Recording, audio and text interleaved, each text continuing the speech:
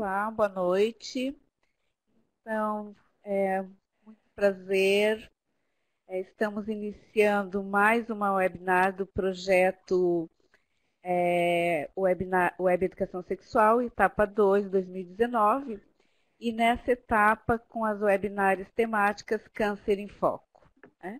A realização desta etapa de webinars é do Lab EduSex, Laboratório de Educação e Sexualidade da UDESC, no Brasil, cuja coordenadora sou eu, professora Vera Marques, e a professora Gabriela Dutra. Temos também a participação do NUSEG, o Núcleo de Estudos e Pesquisas em Serviço Social e Relações de Gênero da Universidade Federal de Santa Catarina, que é coordenado pela professora Luciana Zucco. O apoio da AMUC, Associação Brasileira de Portadores de Câncer, do Observatório da Sexualidade do Instituto Universitário da Maia, em Portugal, o ISMAI. O apoio do Instituto de Educação da Universidade de Lisboa, também em Portugal.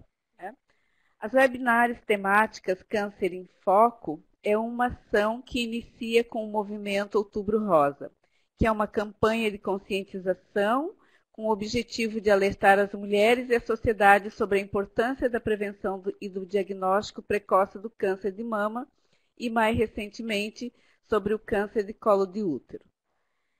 Nosso lema, Outubro Rosa, de janeiro a janeiro, traz hoje o tema sexualidade. Nós teremos 2 depoimentos e, na sequência, a professora Marisalva Fávero fará a mediação com a apresentação das nossas palestrantes. Então, sejam todos muito bem-vindos e bem-vindas. Iniciamos com os 2 vídeos de depoimentos.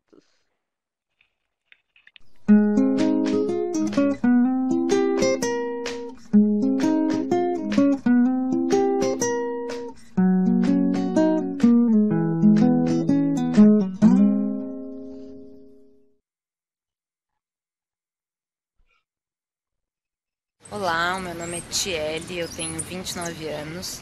Descobri o meu câncer de mama ano passado, com 28 anos.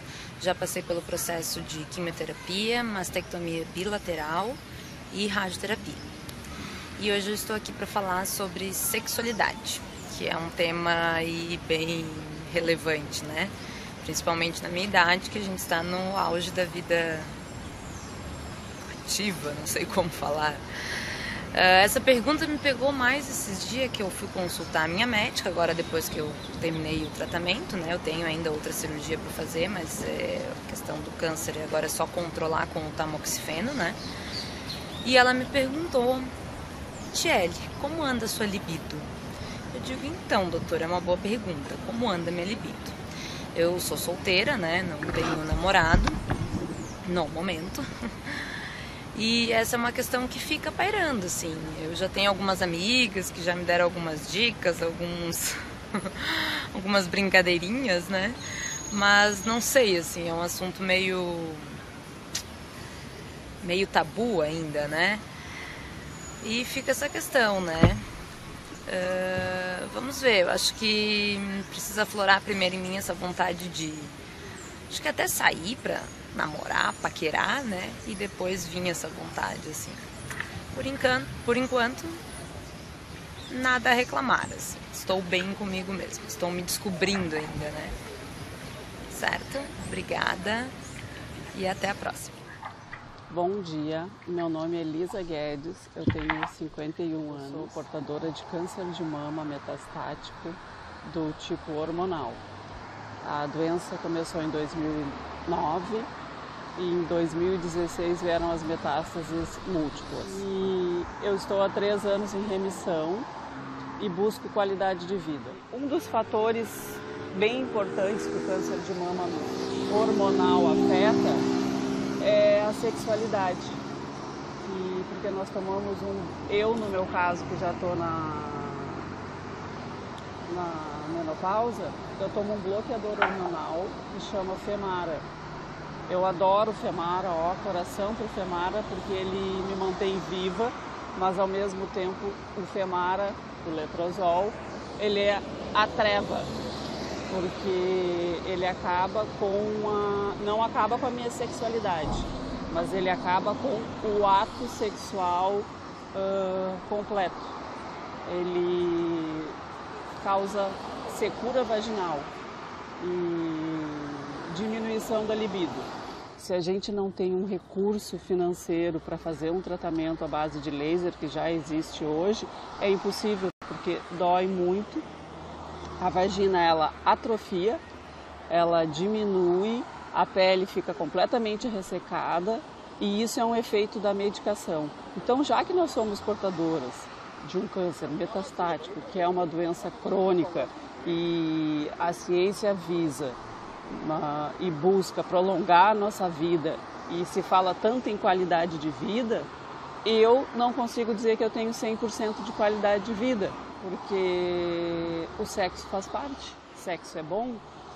Eu estou com meu companheiro há 30 anos, então a gente consegue conversar, a gente consegue fazer sexo, né? Mas acontece que tem muita menina de 30 anos que tem uma vida pela frente. Então, eu acho que isso é um assunto que a gente deve conversar, que a comunidade científica deve buscar como a gente faz para poder transar, né? A palavra é essa, como que a gente vai fazer para poder transar. Então, esse era o meu recado para vocês. Não esqueçam da sexualidade. É um tema importante. Beijo.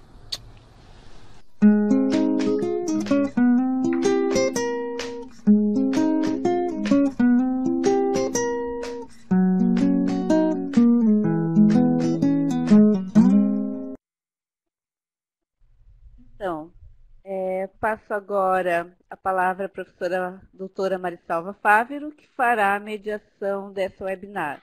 Professora Marisalva, boa noite, seja muito bem-vinda.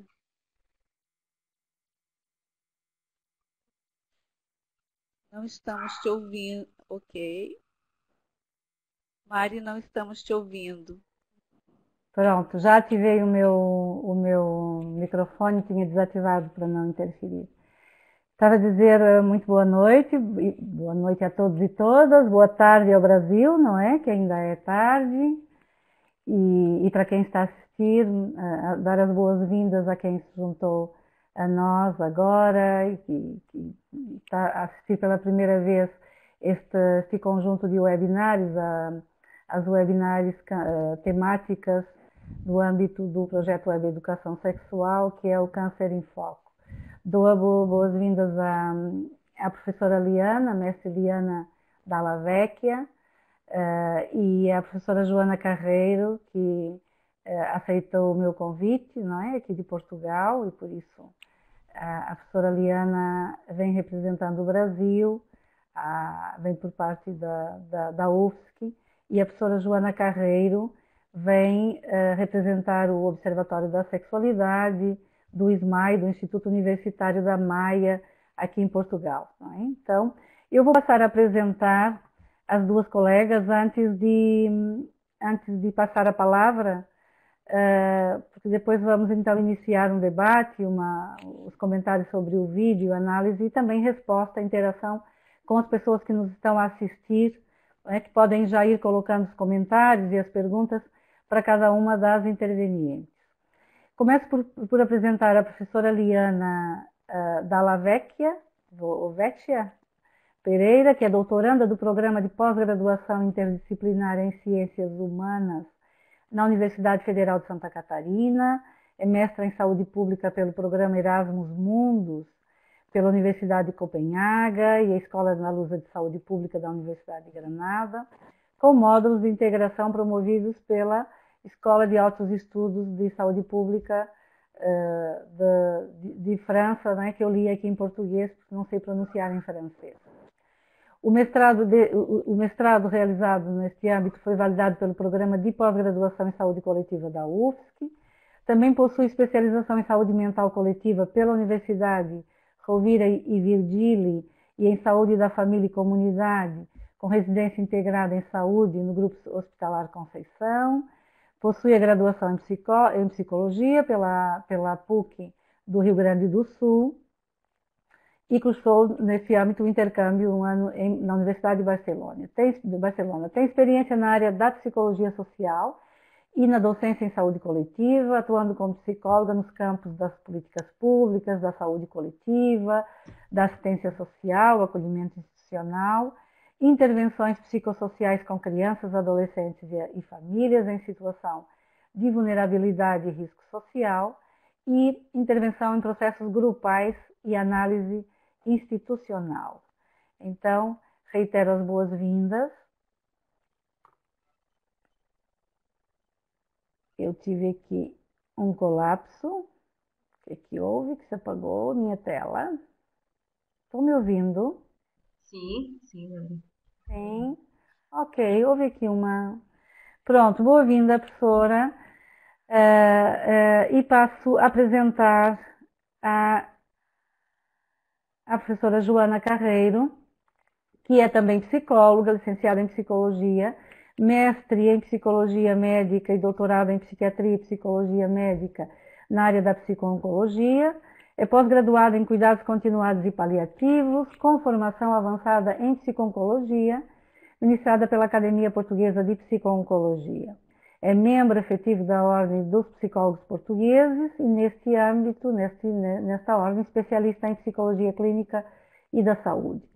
É orientadora de estágios profissionais da Ordem dos Psicólogos, é membro efetivo da Academia Portuguesa da Psico-Oncologia, trabalha também na área clínica e prática privada e formadora em diversas ações no âmbito da psicologia clínica da saúde e também no ramo da psico-oncologia. É docente no Instituto Universitário da Maia, o ISMAI, e investigadora da Unidade de Investigação em Desenvolvimento Humano e Psicologia, também no ISMAI. É orientadora e supervisora de estágios acadêmicos e orientadora de dissertações de mestrado na área da psicologia clínica e da saúde, com incidência na psico-oncologia. E participa como psicóloga e investigadora em projetos de investigação-ação na área da psico-oncologia, em parceria com centros hospitalares e com associações de apoio a doentes oncológicos e familiares.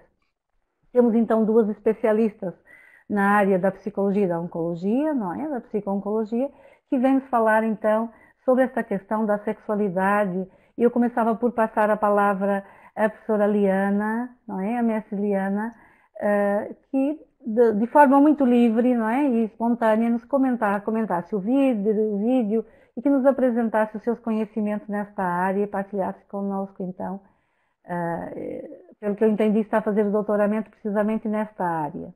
Não é? Tem a palavra. Está com o som desligado, o microfone desligado. Tem de ativar o seu microfone. Uhum. Agora, funcionando? Agora sim. Vocês estão Sim, escutando? estamos ouvindo. Então, boa noite, Marisalva. Boa noite, Joana. Boa noite a todas as pessoas que nos assistem nessa noite. Eu agradeço pelo convite de participar do projeto das webinários temáticas Câncer em Foco. Hoje, então, com as colegas Marisalva e Joana, com essa proposta de debater sobre a sexualidade, né, relacionada ao câncer de mama, dialogando, então, com os relatos dos vídeos e também com a interação do chat. Então, qualquer dúvida e comentários que tiverem, fiquem à vontade. Sejam todas as pessoas bem-vindas. Então, no vídeo que a gente acaba de assistir, a Thierry nos fala da sexualidade como um tema ainda tabu. Eu gostaria de começar por aí, para trazer algumas questões mais amplas para a nossa reflexão.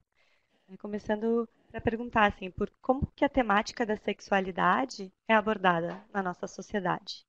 E como que é para nós, mulheres, o exercício da sexualidade e a relação que nós estabelecemos com o corpo e com o prazer? E voltando um pouco, né, para pensar também, bom, afinal, o que é a sexualidade? Então, pensando isso mais geral, para logo poder pensar essa articulação relacionada à temática do câncer.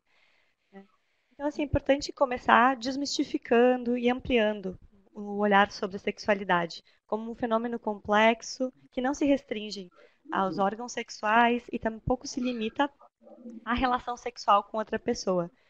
Então, a sexualidade envolve a relação da pessoa consigo mesma, nesse processo de se conhecer, de se perceber, de se reconhecer como um ser desejante.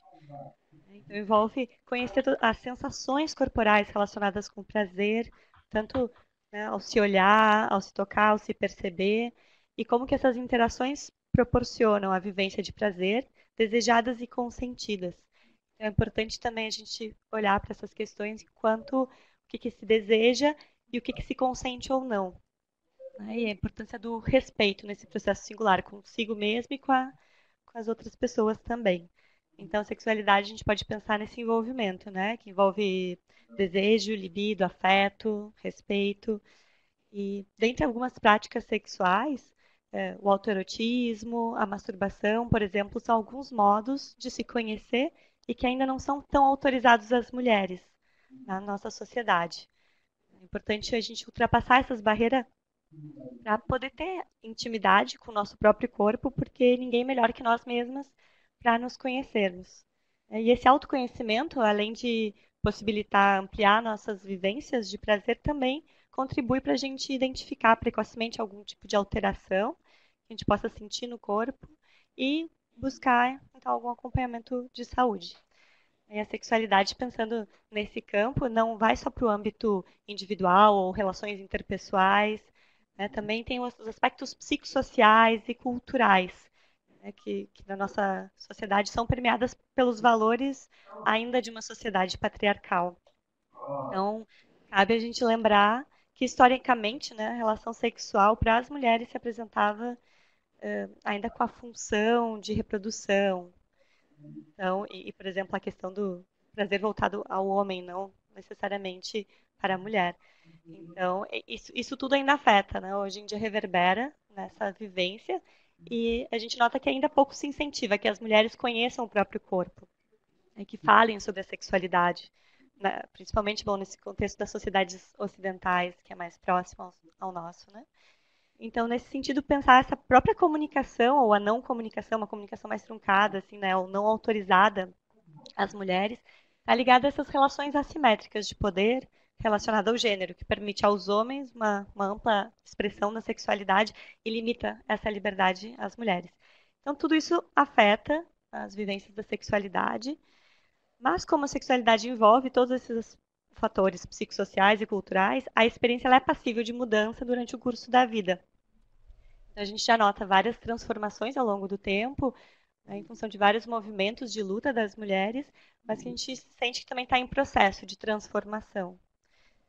E no campo da saúde, a área da saúde ainda tem essa influência muito forte do modelo biomédico, que acaba reforçando um discurso que liga a sexualidade mais como fenômeno biológico, né, e acaba, às vezes, por vezes, reduzindo a complexidade desse fenômeno. Muitas vezes o cuidado em saúde foca mais, por exemplo, na prevenção das doenças sexualmente transmissíveis ou mesmo no uso de métodos contraceptivos. Então é importante a gente, né, como profissionais da saúde, atentar a esse aspecto de não reduzir a sexualidade à medicalização, mas de abranger as percepções do corpo, do prazer ou do desprazer, né, os valores afetivos, o que as relações despertam. No vídeo que a gente acaba de assistir, a Tchelle nos relata uma pergunta feita pela médica. Né? A pergunta: como anda a sua libido? Então, esse é um aspecto importante de ser abordado no acompanhamento de saúde. E, por vezes, os profissionais podem se sentir constrangidos de perguntar ou de falar sobre essa temática. Ou, às vezes, se sentirem despreparados. Então, é importante incluir isso tanto na formação, na educação, né, continuada, para a gente olhar para esse aspecto tão importante da vida humana. Então, o se sentir bem consigo mesma, né? Esse movimento de respeitar o próprio processo, de se descobrir, deixar aflorar o desejo, como a Thierry nos relata, são alguns dos aspectos muito importantes na atenção à saúde, que afeta a vivência da sexualidade, assim como a promoção de saúde.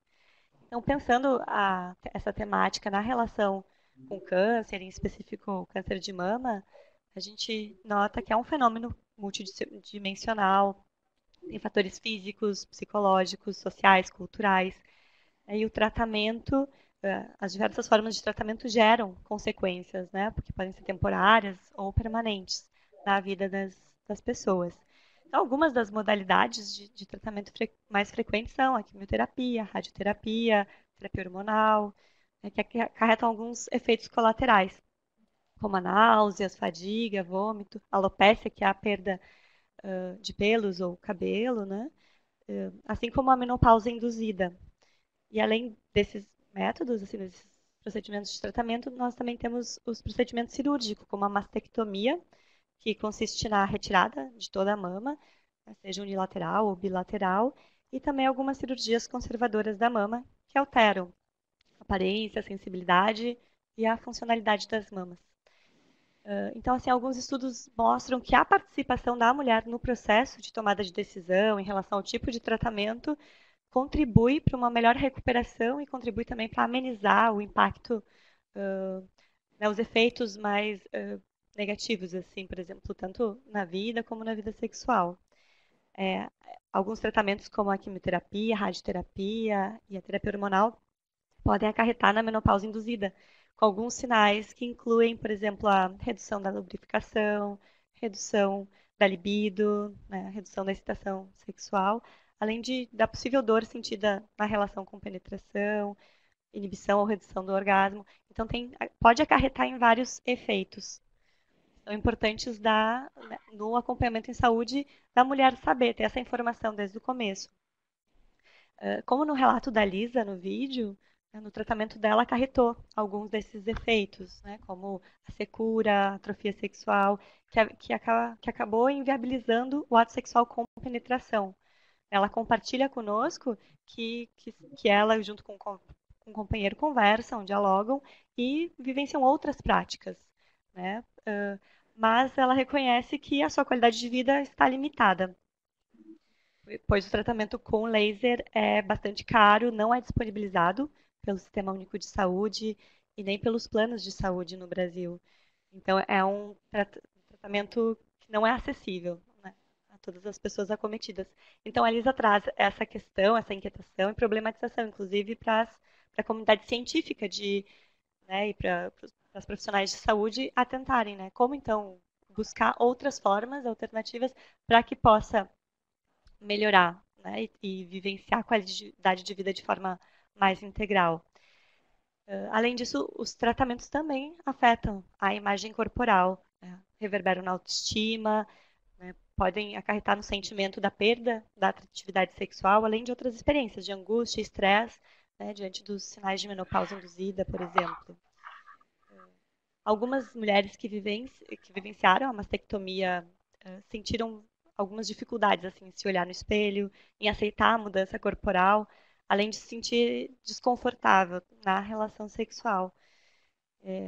A cirurgia também pode ser percebida pelas mulheres como uma mutilação, né, reverberando num luto para ser assimilado, né, dessa parte do corpo.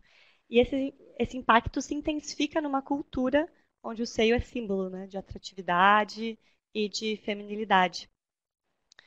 Então, assim, algumas das experiências das mulheres que vivenciaram a mastectomia com uma reconstrução imediata das mamas referem uma maior satisfação com a sua aparência e se sentiram mais confortáveis na sua vida sexual quando se compara, assim, né, as vivências de mulheres que não tiveram essa possibilidade da reconstrução das mamas.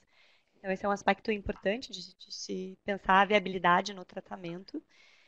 E também é importante a gente pensar o quanto a sexualidade feminina também tende a sofrer uma maior pressão dos padrões socioculturais de beleza e de atratividade sexual. Então, existe uma relação entre a insatisfação com a aparência e uma dificuldade nas funções sexuais que prejudica a vivência da sexualidade. Então, nesse processo de vivência do câncer, há diferentes significações atribuídas à sexualidade. Tem algumas mulheres que, nesse processo de adoecimento e tratamento, acabam se deparando com essa situação de uma forma de tentar ressignificar a forma como vivem. É um impacto grande que buscam algumas mudanças de atitudes diante da sua vida, nas suas relações, e algumas buscam uma possibilidade de uma maior abertura para desfrutar da vida, né, quando é possível, e também para desfrutar de relações sexuais prazerosas. Alguns aspectos que que foram importantes assim para esse processo foi, por exemplo, a percepção positiva do envolvimento emocional e do apoio recebido pelo parceiro ou pela parceira ou, né, por outras pessoas, amizades, família, que favorecem então nesse enfrentamento da doença e na própria adaptação da vida sexual após o tratamento. Algumas das repercussões psicossociais que a gente nota assim nesse processo é, por exemplo, o medo da morte, as preocupações sobre a recuperação e o que pode levar a ressignificar as relações e até mesmo reavaliar essas crenças, os valores, né, confrontar essas concepções culturais de feminilidade, de beleza, que incluem tanto os seios como os cabelos como atributos valorizados, né? Além de outras reflexões sobre a corporeidade, preocupações com a imagem corporal. E os sentimentos, né, de tristeza, de raiva, de angústia, estresse, insatisfação com a imagem, percepção da atratividade sexual e a qualidade do relacionamento afetivo são alguns dos aspectos referenciados como fatores importantes da sexualidade, né, dessa vivência da sexualidade positiva ou negativa após a doença. Então, para finalizar, eu vou comentar um pouco sobre como que as equipes de saúde, então, podem abordar essa temática. Né? Porque as equipes de saúde exercem um papel bastante importante na reelaboração, né, e na adaptação da vida sexual após o adoecimento, que podem, então, fornecer informações e proporcionar reflexões sobre o tema. Mas, para isso, é necessário que as equipes de saúde saiam desse contexto de medicalização ou de um foco mais biomédico da sexualidade, para adotar uma abordagem mais reflexiva, centrada na pessoa, que leve em consideração as concepções próprias da intimidade, da sexualidade, ou seja, a partir da necessidade da pessoa, do que é importante para ela em cada momento, no sentido de não gerar práticas normativas ou prescritivas, né, que culpabilizam, mas que caminham no sentido de fortalecimento das mulheres para afirmarem o seu desejo ou o seu não desejo, né, e de respeitar a autonomia da pessoa, reconhecer o que é importante em cada momento. Assim, é necessário, então, essa escuta diferenciada, que possa acolher a mulher de forma singular e proporcionar um espaço que promova a maior reflexividade na atenção à saúde da mulher acometida pelo câncer de mama. Essas são algumas das contribuições que eu gostaria de trazer hoje. Agradeço. Muito bem, obrigada. Obrigada, professora Liana. Temos já aqui grandes interações no chat, já aqui uma série de comentários sobre o vídeo, sobre a sua intervenção.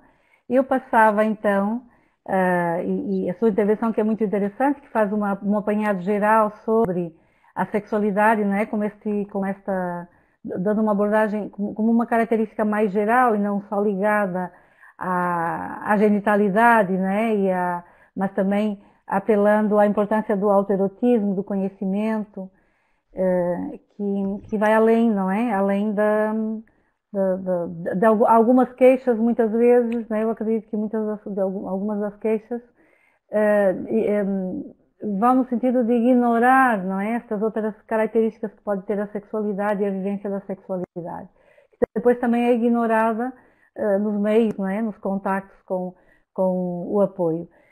Mas eu passava já de imediato a palavra à professora Joana, que deixo também, que de forma livre pode abordar da forma como quiser, mas queria lhe fazer um pedido que em algum momento mencionasse, não é, a sua experiência aqui em Portugal, porque é a única fala que nós vamos ter neste conjunto de webinars, não é, neste tema, portuguesa. Por isso, como é que é aqui, que é que se tem feito, que avanços, não é, que apoio, o que é que falta, que boas práticas, não é, pensando de uma forma mais positiva, é que existe em Portugal para também partilhar e que outras questões é que possa levantar aqui junto conosco, construir aqui também conhecimento, tá? A palavra é sua.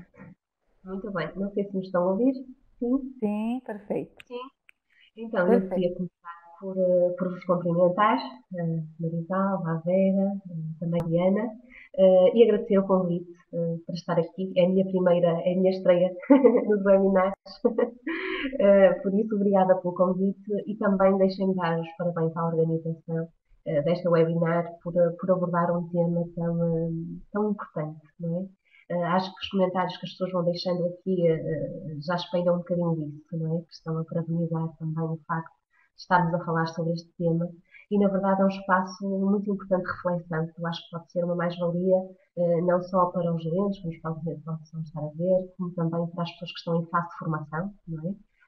Que também vão intervencionar nestas áreas, mas também até os próprios profissionais de saúde, não é? Sensibilizar os próprios profissionais de saúde para estas questões na verdade, muito importante e é urgente o podermos fazer. Aliás, a Liana já falou aqui muitos aspectos, eu não quero agora ser repetitiva, por isso vou focar a minha atenção em alguns aspectos, tal como a doutora Marisalva aqui coloca a questão, também falámos um bocadinho sobre a realidade portuguesa, sobre estas questões mais da sexualidade, mas incorporadas, não é, na doença. Por isso, a Liana fez um apanhado até do conceito, não é? Que na verdade é fundamental entendermos primeiro o conceito de sexualidade, para depois o podermos entender como é que ela ocorre, sexualidade e intimidade, não é? No quadro de uma doença crónica como é o cancro. E por isso eu acho que depois de vermos o vídeo, o depoimento da Lisa, no final lança um apelo, não é? E é este apelo que nós estamos aqui a tentar responder, que é não se esqueçam da sexualidade, porque é um tema importante. Não é? E por isso os doentes também têm esta noção, têm esta percepção que é importante abordar-se esta questão.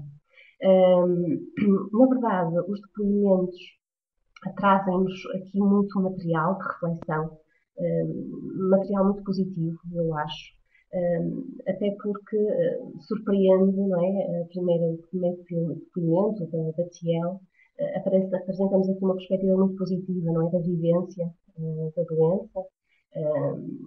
E às vezes é preciso também desmistificar isto, não é? Porque a vivência de uma doença oncológica não é sempre necessariamente vivida com uma carga negativa, não é? Aliás, ela até pode ser muito potenciadora de muitas coisas na nossa vida, ok? Por isso é que esta questão mais positiva queria sublinhá-la porque acho que é um aspecto importante.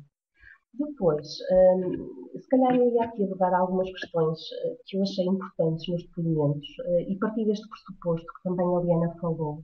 É importante nós primeiro conceptualizarmos a sexualidade para depois entendermos como é que existe, qual é o impacto, não é, de uma doença oncológica, de uma doença crónica, de uma doença oncológica na vivência da sexualidade. Aquilo que nós sabemos, aquilo que os estudos nos dizem é que temos que avaliar a sexualidade prévia das pessoas, porque vai ter impacto, não é? Por isso, os antecedentes, não é? A forma como já as pessoas, anteriormente à doença, experienciavam a sua sexualidade, vai haver, com certeza, impacto, não é? E o impacto será tanto maior quanto existirem já dificuldades prévias anteriores à doença. Não é? Isso eu acho que é um dado importante. Até porque as investigações nesta área começam agora, na verdade, a surgir em maior número e nós sabemos que há necessariamente um impacto do cancro na sexualidade. E há estudos que nos dizem que entre 40% a 100% das pessoas com doença oncológica vão ter repercussões na sua sexualidade. Isto decorrente quer da própria doença, por isso quer do cancro, mas também e sobretudo em consequência dos tratamentos. Por isso, a partir do momento em que o cancro implica tratamentos extremamente prolongados e alguns deles com efeitos secundários muito importantes, não é? E também muito comprometedores de algumas áreas de funcionamento da vida das pessoas, se calhar é importante olharmos para estas questões com outros olhos, não é? Porque estamos a falar, na verdade, de uma porcentagem muito significativa de pessoas que após uma doença oncológica vão ter alguns comprometimentos na sua sexualidade e sendo a sexualidade também de alguma forma, uma componente importante da qualidade de vida, tal como nos diz o depoimento da Lisa, não é? Ela diz que tem a noção que não tem uma qualidade de vida a 100%, porque o seu funcionamento sexual acaba por estar comprometido. E por isso, o impacto da sexualidade sobre o funcionamento sexual, muitas das vezes, tende a ser menos valorizado do que outras áreas da vida dos doentes, isto até nos contextos médicos e nos contextos clínicos. Por isso, há uma tendência, de certa forma, a que os prestadores de cuidados não discutam com os doentes as suas preocupações e as suas dificuldades de âmbito sexual. Aquilo que nós nos apercebemos no contacto que temos com os doentes é que raramente estes temas são abordados e são debatidos. Às vezes, quando tentamos perceber porquê, surgem uma série de questões, não é? A questão, às vezes, da falta de tempo, muitas vezes é uma desculpa, outras vezes não. Na verdade, nós sabemos que os sistemas de saúde são, em termos de tempo, é caótico, não é? Por isso, os médicos, os profissionais de saúde têm que atender um número elevadíssimo de doentes e, por isso, não há tempo, na verdade, para tudo. E há um bocadinho um foco também na questão muito clínica, não é? Muito médica. E quando olhamos para um doente oncológico, quando olhamos para este tipo de doentes, temos que os olhar de uma forma muito, muito complexa, não é? E com vários olhos e de várias formas. E aquilo que chegamos à conclusão, muitas das vezes, é que, não sendo abordados estes temas em consulta por parte dos profissionais de saúde e por parte da equipa médica, ou por falta de tempo, ou até mesmo por falta de à vontade, muitos médicos têm vergonha, têm inibição, não é, de tocar nestes temas, até com medo de serem invasivos, de ocupar o espaço ou de estar a passar determinadas barreiras, não é? Às vezes também porque, na verdade, não existe formação nesta área.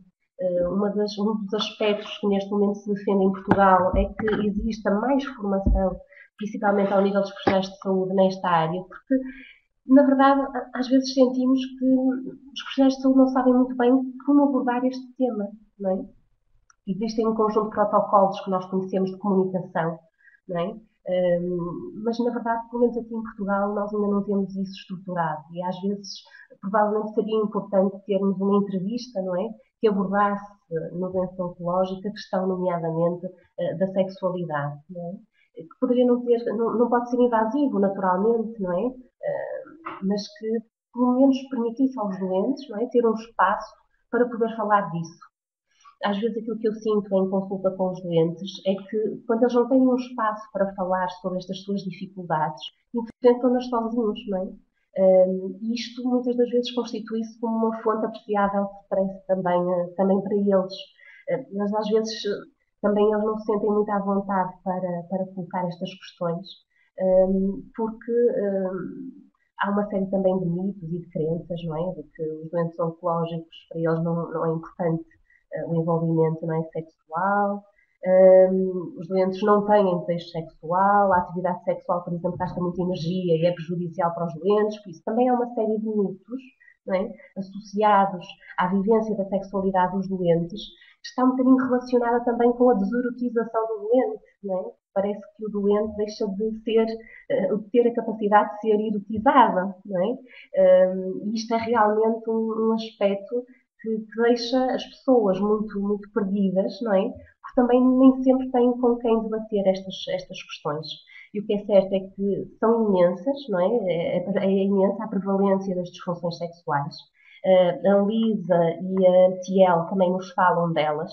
E, na verdade, elas referem aqui, a Lisa refere a questão da dispareunia, não é? E a questão do vaginismo, que está relacionada com a secura vaginal, está relacionada com a dor, não é? No ato sexual. Que, na verdade, se estas questões não forem abordadas, também não existe possibilidade de serem tratadas, não é? Por isso, as pessoas perdem a oportunidade também de poderem ser ajudadas. Nós também, sabemos também que quando as pessoas se confrontam com estas dificuldades durante muito tempo, não é? A questão do evitamento sexual é uma das consequências. Não é? Por isso, ninguém que está numa relação sexual e que sente dor, não é? Vai querer permanecer ou vai querer colocar-se novamente nessas situações. Na verdade, na mulher, o desejo sexual hipoativo, por isso a diminuição muito significativa da libido, é uma das consequências do cancro e mais dos tratamentos, não é? Porque aqui, ok, a própria doença tem impacto, mas o grande impacto muitas das vezes surge, e daí as grandes dificuldades, porque os tratamentos geralmente são feitos a longo prazo, não é? As pessoas passam por uma cirurgia, pela quimio, pela rádio, depois fazem durante anos a hormonoterapia, Por isso, é estes efeitos prolongados de todas estas terapêuticas que muitas das vezes vão condicionar as respostas, não é? As respostas e muitas das vezes promovem, não é? As vivências de algumas disfunções sexuais. Nós sabemos atualmente, já há estudos sobre isso, que as pessoas não retomam, ou seja, a atividade sexual, o funcionamento sexual não é retomado após a doença. O que as pessoas geralmente fazem é ao fim de 1 ou 2 anos, após a doença, existe uma melhoria. E existe maior melhoria naquelas pessoas que têm a capacidade de se adaptar, que se foram adaptando, não é, às novas condições, à nova situação. Seja adaptações à sua imagem corporal, não é? Seja a adaptação à própria relação, não é, de casal. Por isso, aquelas pessoas que melhor se adaptaram, se foram adaptando após a doença, são aquelas que, ok, conseguem recuperar, não é, o seu funcionamento mais facilmente, o seu funcionamento sexual atual, que nunca será igual ao inicial, ou seja, ao prévio antes da doença. Um aspecto também importante, que eu acho que ficou aqui, de certa forma, espelhado também nos vídeos, é que muitas das vezes a questão da vivência da sexualidade no cancro da mama, e tal como a Liana dizia, o facto da mama, não é, ser um símbolo de feminilidade, de atratividade, de sexualidade e de intimidade, isto tem um impacto muito direto sobre a função sexual, não é? Mais ainda porque julgo que isto acaba por ser algo transversal, não é? Isto não é cultural, é universal. O significado emocional e sexual que se atribui à mama fazem com que os tratamentos mais invasivos, nomeadamente a mastectomia, que vai interferir naturalmente com a imagem corporal, não é? Como a Liana já referiu, não vou perder muito tempo nisto. Por isso, às vezes, a própria alopécia, não é? Que está a imagem, o facto das pessoas não se sentirem sexualmente atraentes, não é? Porque o facto de não se ter cabelo, de não se ter sobrancelhas, de não se ter pestanas, não é? Às vezes também surge muitas das vezes aqui a questão da vulnerabilidade emocional, não é? Quando estamos vulneráveis emocionalmente, também estamos menos predispostos a envolver-nos em atividades, não é, de âmbito sexual. A questão também aqui das consequências emocionais que às vezes os tratamentos podem trazer, não é? A antecipação da rejeição por parte do parceiro, muitas das vezes também é um fator que condiciona o início da atividade, não é? O envolvimento em atividades de âmbito sexual. Às vezes há também um evitamento da intimidade e desta atividade, às vezes por vergonha, por complexo, porque se acha que se está menos atraente ou porque o parceiro não vai gostar. E às vezes aquilo que sentimos é que quando temos em casais em consulta, às vezes são mais as mulheres, não é? Que se sentem remitentes a iniciar estas atividades, mesmo com que os maridos as coloquem à vontade, não é? Às vezes eles dizem-nos, bem, mas não é por nós. Mas na verdade a mulher, não é, tem aqui um papel muito importante. Há estratégias, não é, que se podem utilizar e que muitas das vezes fornecemos às pessoas de forma a que elas se sintam mais atraentes, mais capazes, não é? Mais à vontade, e às vezes é mesmo isso. Às vezes são estratégias mesmo para que se sintam mais à vontade, não se estejam a focar no problema, não é? Não se estejam a focar na falta de um órgão, por exemplo, mas sim que se foquem em todas as potencialidades que têm e naquilo que conseguem fazer, não é? E adaptarem-se também à sua situação atual. E isso acaba por ser um aspecto que acaba por funcionar e ser importante, não é? Quando estamos a falar de reabilitação sexual, não é? Porque no final da doença aquilo que nós conseguimos fazer é isto, não é? É reabilitar, é aprender através de novas vivências, aprendermos novas formas de viver, de experienciar a sexualidade que não têm que ser menos boas, não é? Ou menos satisfatórias do que as anteriores. A questão é adaptar-nos à situação atual, não é? Porque, na verdade, a partir do momento em que a doença influencia a autoestima e a autoimagem, ela vai também influenciar a relação afetiva e vai influenciar a sexualidade. Então, há aqui tanta coisa, não é? Pode ser tida em conta se não for prevenida, não é? O que é importante que trabalhemos cada vez mais nesta questão. E quando falamos em trabalhar nesta questão, e quando vos dizia há pouco que julgo que ainda existe muita coisa a fazer, principalmente aqui em Portugal, não sei muito bem o estado do Brasil, mas posso-vos dizer que o primeiro Congresso Nacional de Oncossexologia aconteceu no IPO de Lisboa no mês de outubro, no passado mês de outubro. E este congresso tinha como objetivo melhorar a qualidade dos cuidados globais prestados aos doentes. E por isso estamos nós agora, em 2019, interessados em, na verdade, melhorar práticas e fazer com que, na verdade, existam formas de que os problemas sexuais dos doentes sejam abordados na consulta, que sejam prevenidos, porque a dada altura também é importante trabalharmos aqui na prevenção, não é? Sejam prevenidos ou tratados, e que estas intervenções sejam não só nas unidades de oncologia, por isso nos centros destinados ao tratamento dos doentes oncológicos, mas também é importante, está-se a trabalhar nesta área, que isto seja estendido também aos centros de saúde. E por isso também que o próprio médico de família, não é, no âmbito dos cuidados de saúde primários, possam sinalizar ajudas a este nível e, claro, encaminhamentos a pessoas, não é, para pessoas e para técnicos especializados. Porque aquilo que nós pretendemos, nós psicólogos, e o papel dos profissionais de saúde não é intervir, muitas das vezes são necessárias terapias sexuais, não é? A terapia sexual é muito comum, não é? Quando existe este tipo de dificuldades. Por isso, aquilo que se pretende não é que os médicos, não é, façam terapia sexual. Aquilo que se pretende é que os médicos sejam capazes de levantar as necessidades dos doentes, não é? Avaliar essas necessidades e, naturalmente, não é, esta avaliação fazer parte do protocolo de avaliação dos doentes oncológicos, que seria realmente importante. É isso que neste momento se está a querer aqui em Portugal, é que isto seja feito de uma forma um bocadinho mais regular e mais standardizado, se recolher a informação, e depois, a partir daí, encaminhar os doentes em função daquilo que são as suas necessidades. Não é? Se avaliar que se existem queixas do foro sexual, que na verdade estas queixas são significativas, não é?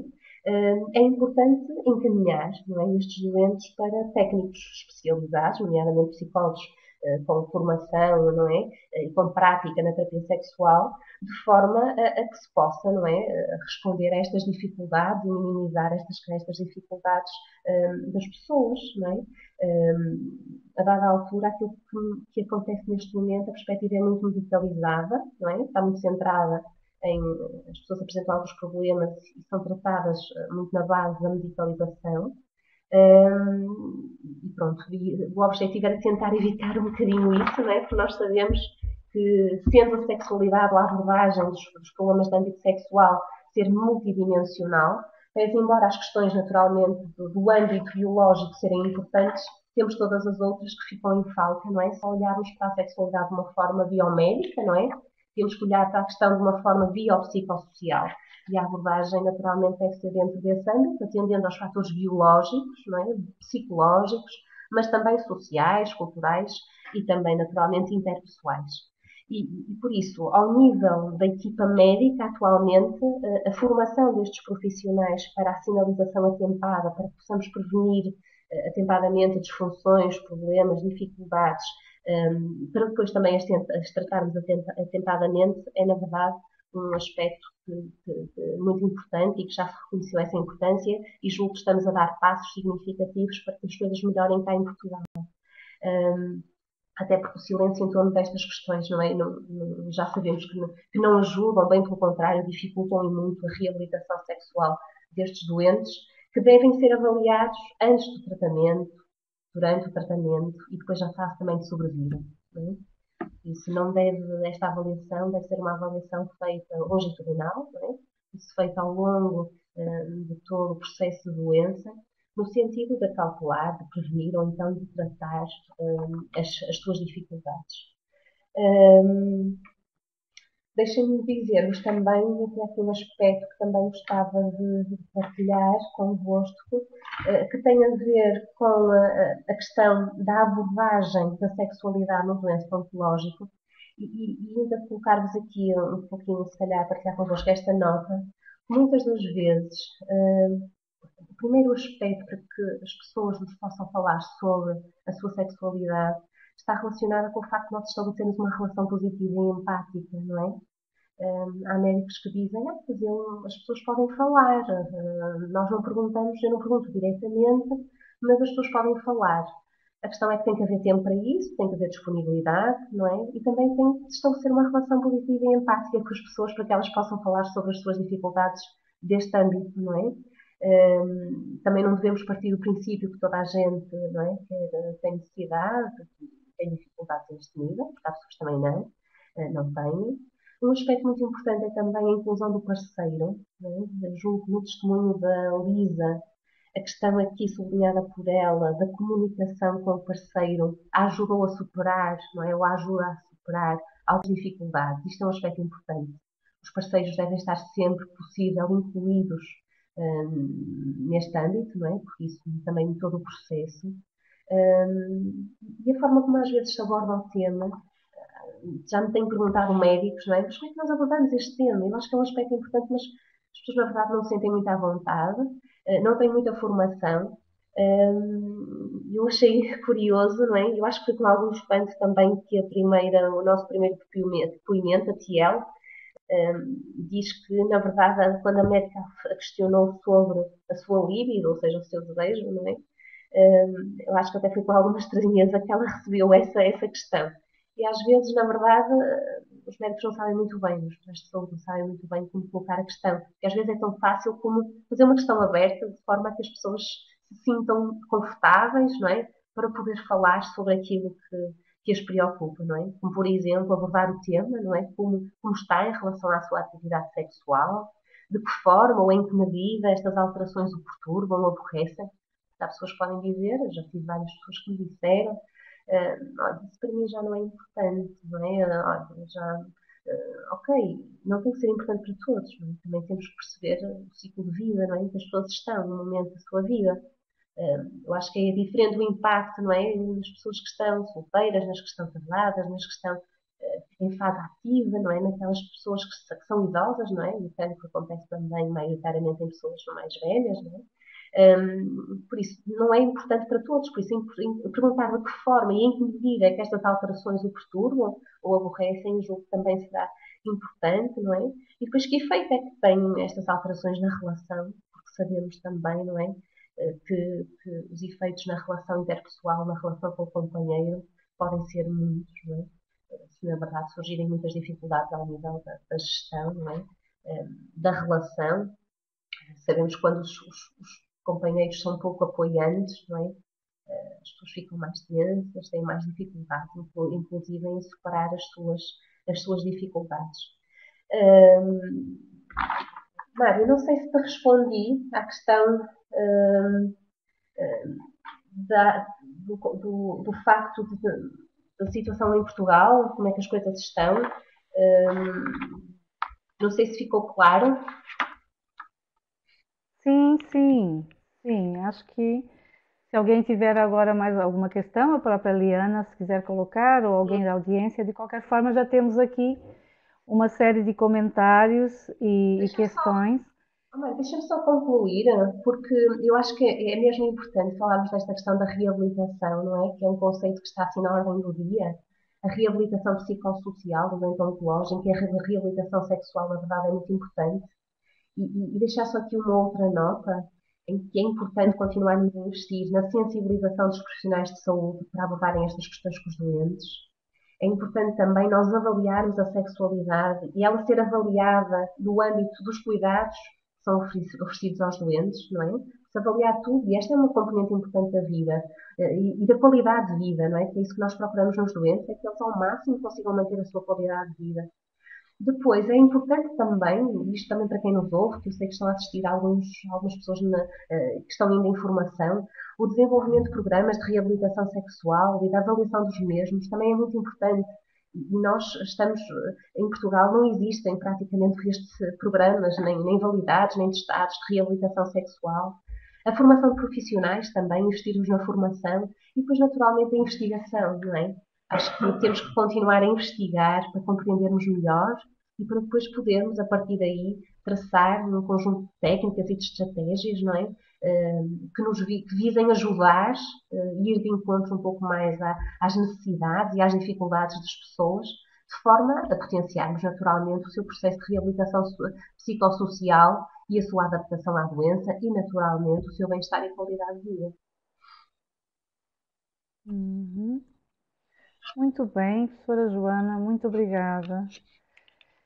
E Joana nos trouxe aqui a realidade portuguesa, não é? Eu acho que sim, e coloca questões aqui, finaliza com questões muito interessantes, que é esta questão da implementação de programas, começando de trás para frente, não é? Porque assim, como é um facto que a sexualidade tem que ser abordada, como é um facto de que tem questões da sexualidade implicadas na questão do cancro, não é? Porque não estão do câncer, como se diz no Brasil, e por isso a implementação de programas e a avaliação desses programas para depois criar, não é, de facto, boas práticas e se poder disseminar até essas práticas a nível internacional, não é? E tenho aqui alguns comentários que fomos recolhendo, tem muitos comentários, eu vou tentar fazer aqui uma seleção e deixo à vontade para vocês de forma livre e espontânea ir tomando a palavra nesse tempo que nos resta. Começo por dizer que há vários elogios, não é? Excelente intervenção, excelente abordagem, que importante que é abordar esse tema, não é? Depois a questão da importância dos técnicos de saúde darem espaço e de nos cuidados de saúde serem contempladas, né? Ser dado espaço e contemplada a questão da sexualidade e a operacionalização, né? Tem aqui também alguns comentários, e um comentário sobretudo da Silvana Maria Pereira, que disse: a abordagem sobre sexualidade é invisibilizada nos processos de cuidados de saúde, o autoerotismo, então, não existe, não é? Se falar da sexualidade genital quando há um casal, não é? Muito menos isso, não é? Depois, reconhecimento da sexualidade, de facto, é um assunto que tem sido negligenciado, nos comenta a Maria Conceição dos Santos.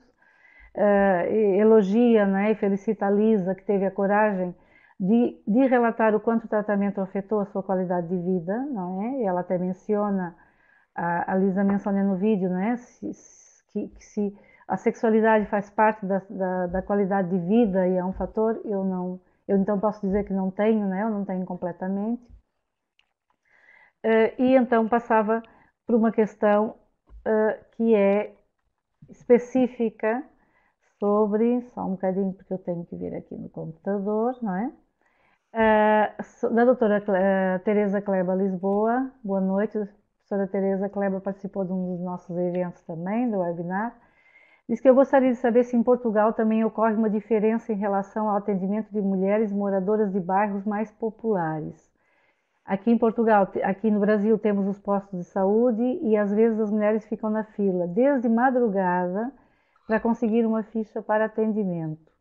Nem todos os postos de saúde têm psicólogos.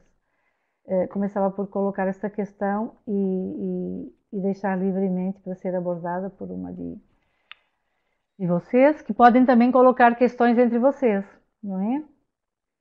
Diana, Joana. Eu acho que a realidade no Brasil é diferente, a questão dos centros de saúde. Nós, apesar de tudo, o nosso Sistema Nacional de Saúde ainda é considerado um dos melhores do mundo, não é? E por isso nós não temos neste momento pessoas na fila, não é? À espera, até de madrugada, para conseguir um atendimento. Não, isso não acontece.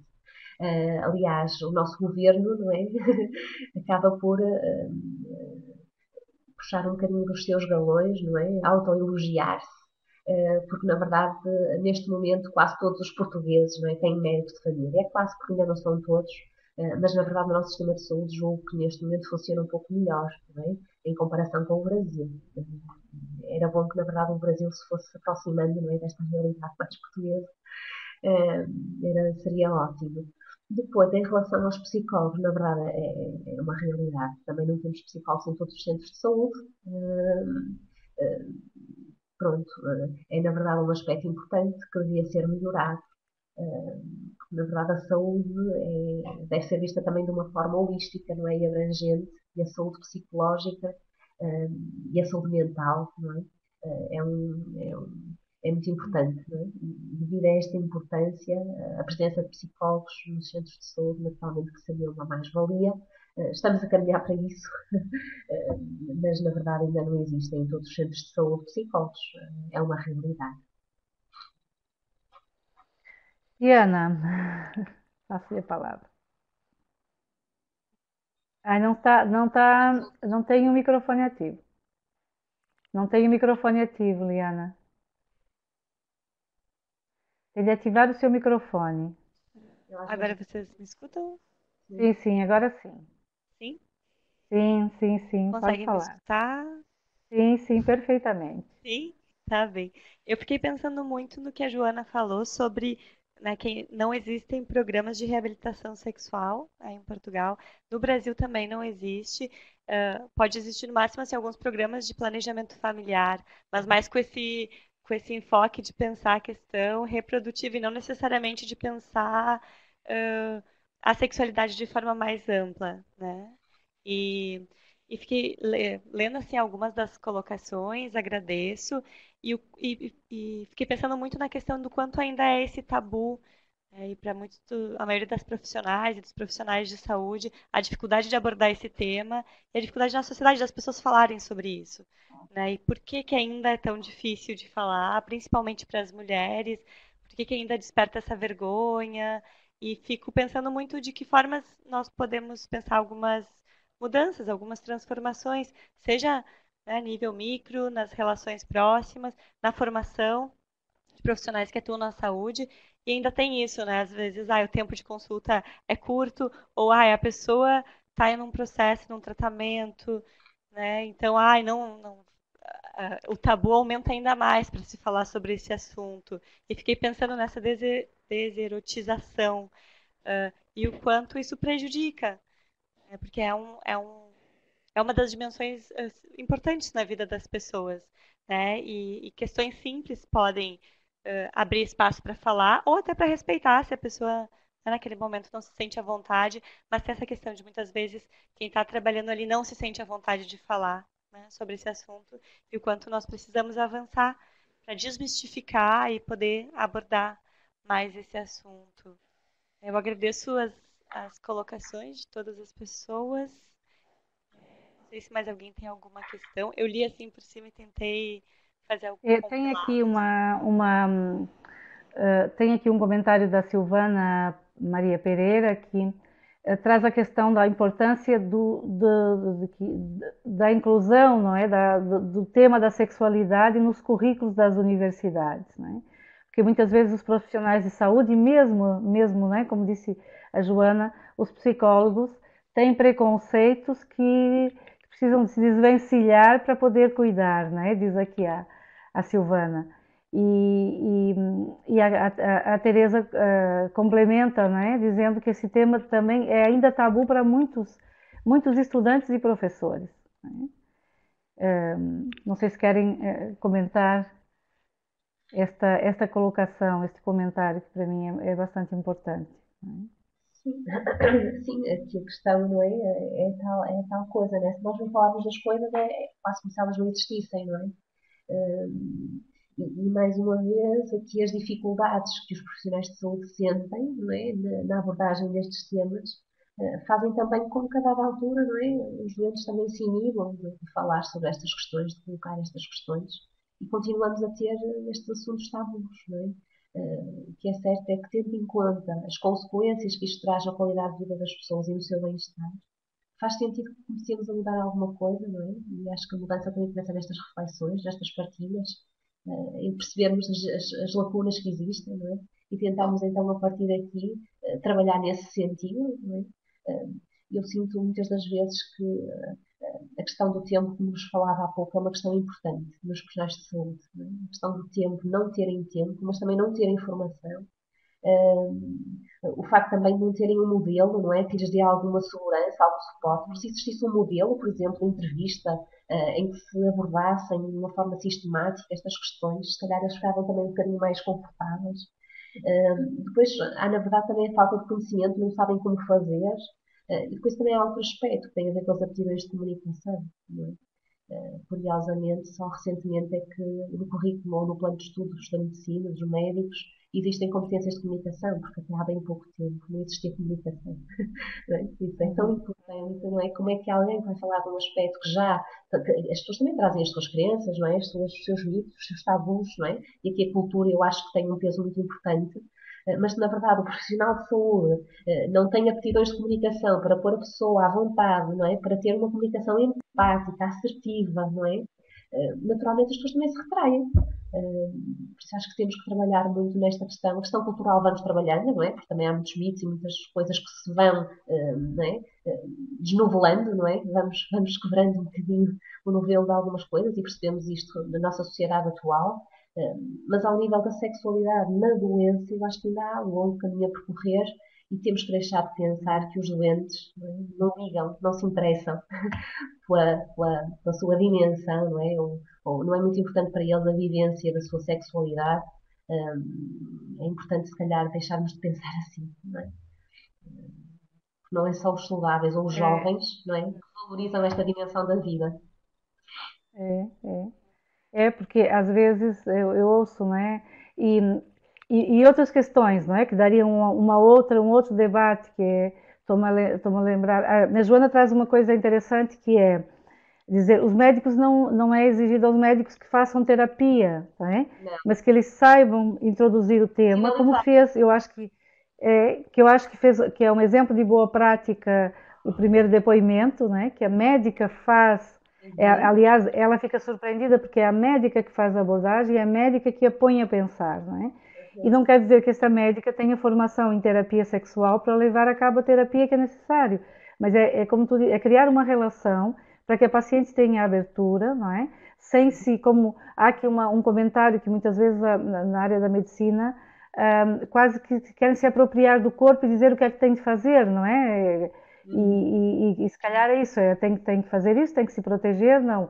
É dar espaço para que a mulher, para a pessoa, nesse caso nós estamos a falar especificamente das mulheres, para que elas possam fazer as perguntas, colocar as suas angústias e depois é preciso uma outra coisa que é, não é? Sobretudo nesses casos que são muito crônicos, que o Estado possa se sobrepor e apoiar, não é? Porque se existe um tratamento que é um tratamento de laser, não é? Por que essas mulheres todas não têm acesso a isso? Se é uma coisa tão importante, né? E acho que aí já é um sinal de que, pronto, se calhar vamos pôr à frente uma outra doença crônica, a diabetes, né? Alguma coisa ligada à tiroide, mas a questão do cancro fica colocada para trás, não é? É deixada para trás. E por isso é uma questão importante também passar essa mensagem aos médicos que eles não precisam saber fazer a terapia sexual, mas que saibam criar esta relação. E aqui nós temos um papel, não é? E a Joana tem, pelo menos aqui em Portugal, tem trabalhado nisso, que é formar profissionais da área de saúde para saberem fazer esta primeira abordagem, não é? Porque senão fica... E há uma outra questão, também que são as questões depois das diversidades dentro da sexualidade, não é?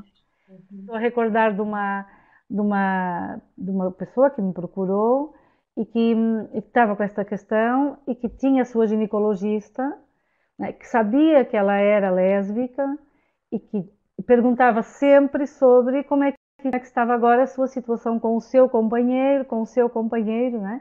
E ela disse, pronto, acho que demorei, mas ao fim de 5 consultas em que ela insiste em querer saber, apesar de eu recordar, né, que eu não tenho companheiro, que eu sou lésbica, eu não tenho um companheiro homem.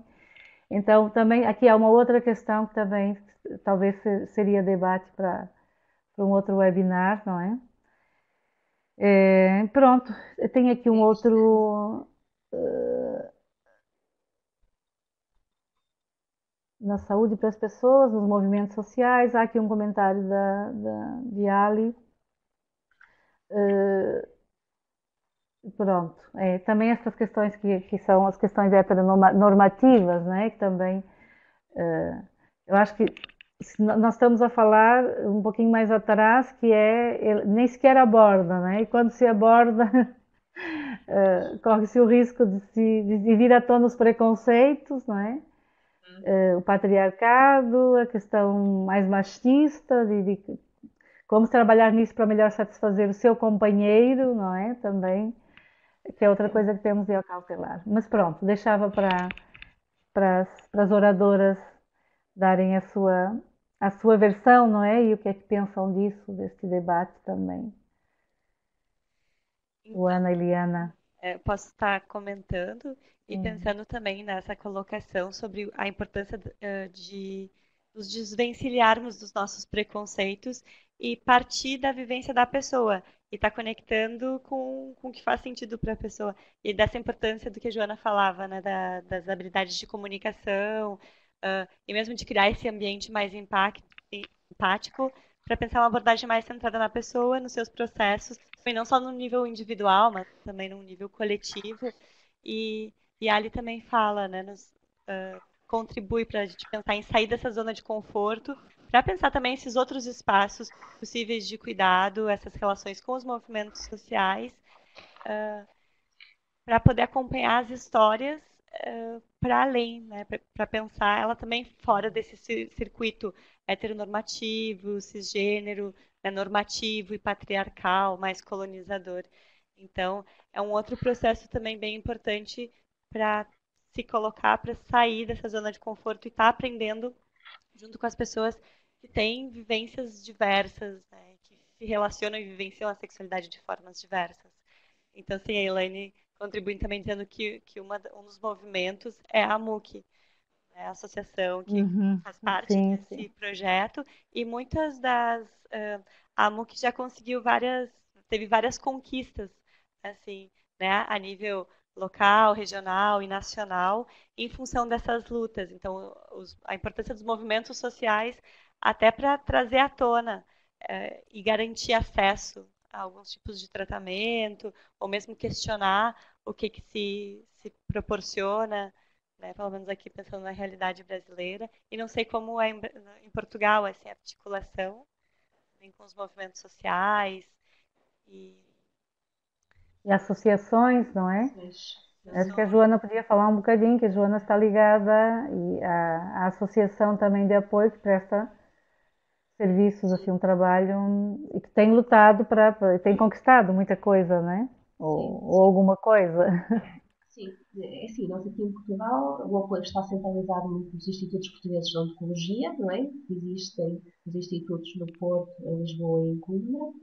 E depois existe a Liga Portuguesa contra o Cancro, provavelmente já ouviram falar também no Brasil, não é? É uma instituição que também aglomera, não é?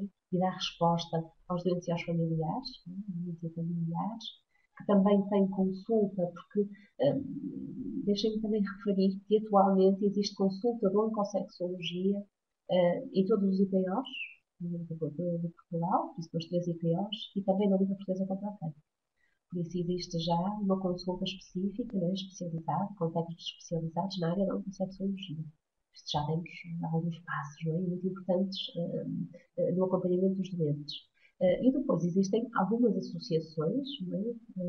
Que infelizmente algumas delas não conseguem sobreviver, não é? Porque os apoios aqui em Portugal na questão associativa são muito poucos.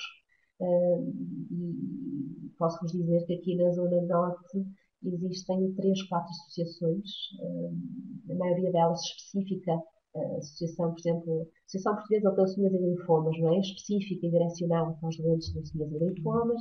Depois existe a Associação de Escola dos Ostomizados, não é? Por isso, mas são associações que não têm grande vida, não é? Porque também a pulmonal, não é? Por exemplo, que também se direciona para as questões ligadas mais ao cancro do pulmão. Mas pronto, em termos de peso, não é? As associações, eu sinto que elas têm muitas dificuldades aqui em Portugal, eu trabalho com algumas delas, é difícil, não é? Porque os apoios são muito poucos. O que é certo é que as associações que eu conheço fazem um trabalho maravilhoso em prol dos doentes, e os doentes procuram a associação. Eu trabalho com uma associação em particular que faz um trabalho extraordinário e que, na verdade, se vê como é que os doentes não evoluem, porque tem também um conjunto de práticas direcionadas aos doentes, mais no âmbito da reabilitação psicológica e emocional, mas também de outras áreas, nomeadamente as terapias alternativas, não é? Eu não gosto muito de chamar alternativas, eu prefiro chamar complementares, não é? Porque acho que não são A alternativas. meditação, o reiki, não é? É isso, não é, Joana? Exatamente. a meditação, o reiki, a questão também agora dos iogas, não é? A prática também física, a parte da reabilitação física também é importante, a questão também social. Quase todas estas associações também têm um departamento de assistência social, não é? Por isso a ação social também é importante, há pessoas com muitas dificuldades. Pronto, por isso era bom que em Portugal as associações funcionassem melhor para também dar resposta, porque qual é a vantagem da associação? É estar perto dos doentes, não é? Está-se mais perto. E em Portugal, pronto, algumas associações não têm muitos apoios. É aquilo que eu vou sentindo, e aquelas que ainda se conseguem manter é com muito custo, não é? É pena que assim seja, não é? Porque, caso contrário, os doentes podiam ter mais possibilidades de apoios e de ajudas, não é? Muito bem. Eu vou dar como nos programas de televisão, 30 segundos para cada uma para se despedirem, porque já estamos aqui há quase 1h30. Custa começar, achamos, não é, que é muito tarde, mas afinal, então, passava a palavra a Liana e depois então a Joana, pode ser? Sim. Eu quero agradecer pela oportunidade de participar do projeto. Sinto que a cada encontro aprendo muito com todas as pessoas que contribuem e agradeço, fico feliz com a possibilidade da continuidade também do projeto. Muito obrigada, boa noite. Ok, eu também agradeço mais uma vez o convite. Acho que é, na verdade, uma troca e uma interação muito positiva. E por isso estes projetos devem manter-se. Também desde já mostro a minha disponibilidade para participar naquilo que vocês acharem por bem, que eu possa dar um contributo positivo. E se calhar, eventualmente, não é, pensarmos depois também um bocadinho em conjunto nestas questões da reabilitação, não é, e daquilo que está em falta, e eventualmente estabelecermos aquelas sinergias pode ser importante também, não é, para começarmos a trabalhar e conseguirmos dar o nosso contributo cada vez mais positivo, não é? Acho que é com o trabalho de todos que conseguimos chegar onde achamos que, na verdade, a ciência, não é, deve chegar no sentido de melhorar as práticas e tendo naturalmente como objetivo último o bem-estar dos doentes. Não é? Por isso, obrigada mais uma vez e também gostei muito de estar neste espaço aqui de reflexão e de partilha. Muito prazer, Liana. Prazer. Muito bem, muito obrigada, adorei. Acho que foi também um excelente momento.